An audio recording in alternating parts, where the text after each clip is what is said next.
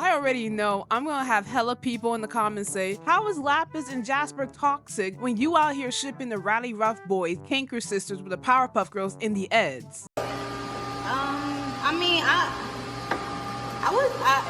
I was playing.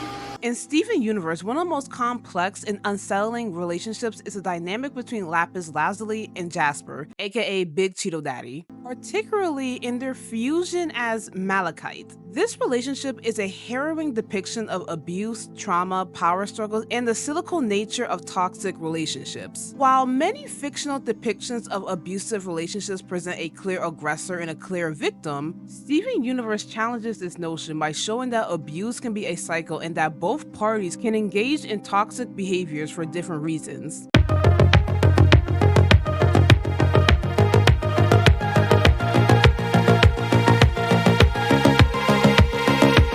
Lapis and Jasper's relationship, if you can call it that, begins under extreme duress. Jasper, an elite homeworld soldier, arrives on Earth to capture Rose Quartz and destroy the remaining crystal gems. She does not initially see Lapis as an ally, but as a pawn she can use to accomplish her goals. When the tables turn and Lapis gains the upper hand, the dynamic shifts in an unsettling way. Jasper proposes fusion as a means of power, clearly viewing it as a battle tactic rather than an emotional bond. She tells Lapis, "Fuse with me!" Bitch, no!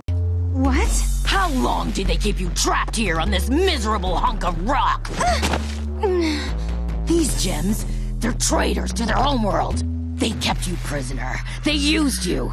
This is your chance to take revenge! Emphasizing the benefits of their combined strength. This is a form of coercion, and before any of y'all in the comments be like, well, Lapis could use her water powers to get away from Jasper. Look, Jasper has a firm grip on Lapis's arm. Even if Lapis wanted to use her powers, I have no doubts in my mind Jasper would have shattered Lapis right then and there. Lapis, however, sees an opportunity to protect Steven by taking control of the situation in a warped form of self-sacrifice. She agrees to the fusion, but her intentions are soon revealed. She plans to use this connection to imprison Jasper at the bottom of the ocean. Gangsta, I like her energy. She'll be damned if you her baby boy Steven. This sets the stage for their deeply abusive dynamic. Lapis, after being imprisoned for thousands of years and suffering immense trauma, finds herself in a rare position of power. As Malachite, Lapis exerts control over Jasper, holding her in a watery prison and refusing to let her go. Even if she wanted to release Jasper, the Big Cheeto's main goal was to capture Rose Quartz by any means possible and destroy, and I mean kill, the crystal gems. I mean, Lapis could give a damn about the crystal gems, but she was not gonna let anything happen to Steven.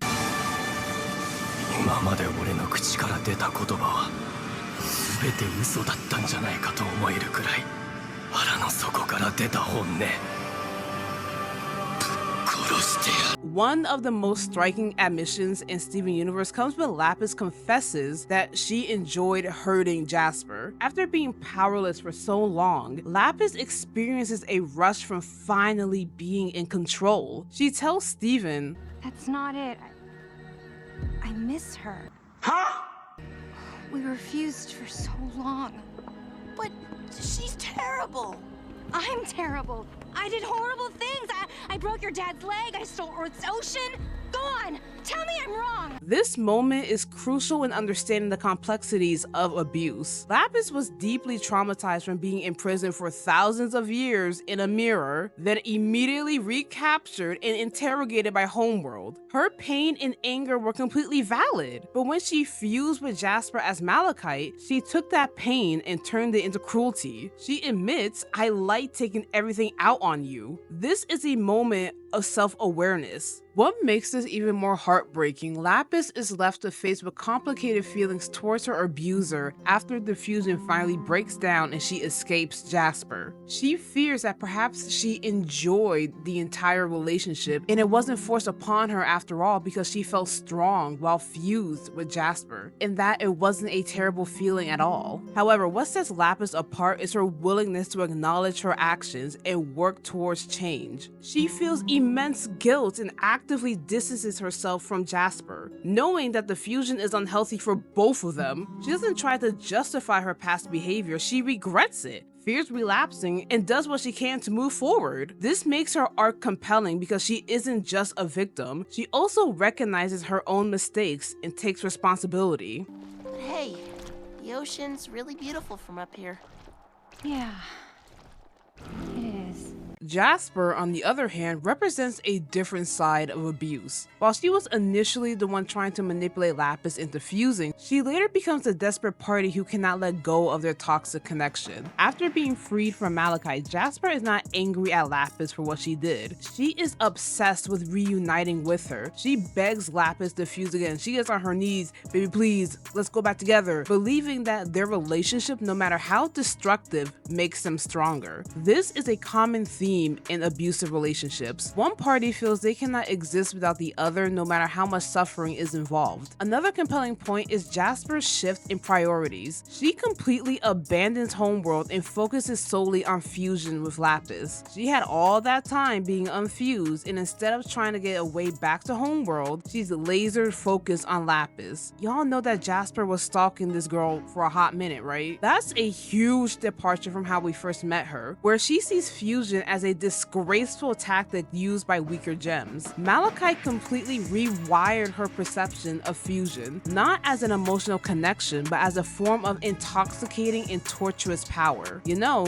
most abusers don't see themselves as abusers. Jasper likely doesn't think of Malachite as healthy, but she also doesn't see it as outright wrong. She knows it was painful and destructive, but she believes that the power, the connection, and the intensity made it worth it. That's why she desperately tries to convince Lapis to fuse again. She's not lying or pretending. She genuinely believes they were better together, even if it was destructive and harmful. Jasper's fascination with Malachite is almost tragic. It's a relationship in which one person recognizes the damage and gets out, while the other becomes fixated on it, believing they need it to feel whole. Her disgust at Garnet's fusion makes it even more interesting because it shows she still doesn't see fusion as a relationship, only as a weapon. Garnet fuses out of love and unity, which is why Jasper is so repulsed by it. But Malachite was about domination, struggle, and raw power, things Jasper understands and craves. She still views fusion as a battle, not a bond, which is why she wants Malachite back. It's not about emotional connection for her, it's about reclaiming the strength she lost. Jasper's entire arc is one of obsession, control, and dependency. She lost everything she's ever known: Homeworld, her status, and her sense of purpose, and she clings to the one thing that made her feel powerful, even if it destroyed her. One of the most crucial moments in this arc is when Lapis refuses to fuse with Jasper again. She acknowledges her part in their toxic partnership and firmly tells Jasper she will not return to that place.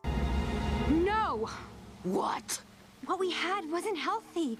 I never want to feel like I felt with you. Never again. So just go. This is a critical moment in Lapis's development, as it shows that she is making an effort to change and not repeat the cycle of abuse. Jasper, however, cannot accept this rejection. Big Cheeto was about to curb stomp Steven out of existence. Without fusion, without Malachite, she is left with nothing, ultimately leading to her downward spiral. During her final moments before she becomes corrupted, she forces corrupted gems to fuse with her and is saddened when they leave.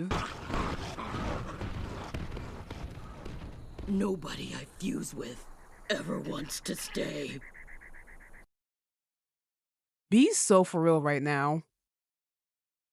Dusty Cheeto, I'm gonna hold your hand when I say this. You only ever fuse with one other person. Listen to me when I say this. You can't force yourself onto another gem, let alone a corrupted one, and expect them not to fight back. One of the biggest issues with how the fandom discusses Lapis and Jasper is that many excuse Jasper's actions or villainize Lapis without nuance. The key difference between the both of them, Lapis learns from her actions. Jasper, meanwhile, meanwhile doubles down, refusing to grow, instead wallowing in her obsession. People also forget the circumstances of Lapis's actions. I know y'all are probably tired of me saying it, but I got to because people have an attention span of 4 seconds. She had been in prison for millennia, 1,000 years, returned to homeworld, and then was immediately captured again. Her paranoia, hostility, and eventual abuse of power were the results of years of mistreatment. This doesn't excuse what she did, but it provides context for why she acted the way she did. Jasper, on the other hand, has always been a soldier who thrived on power and control.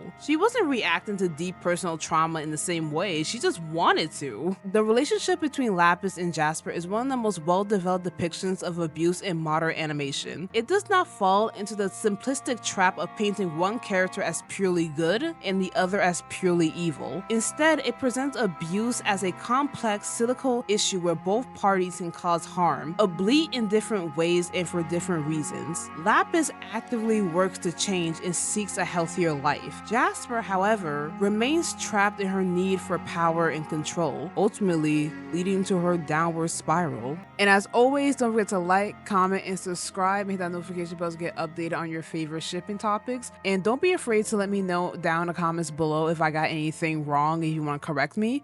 And I'll see you guys next time. Bye!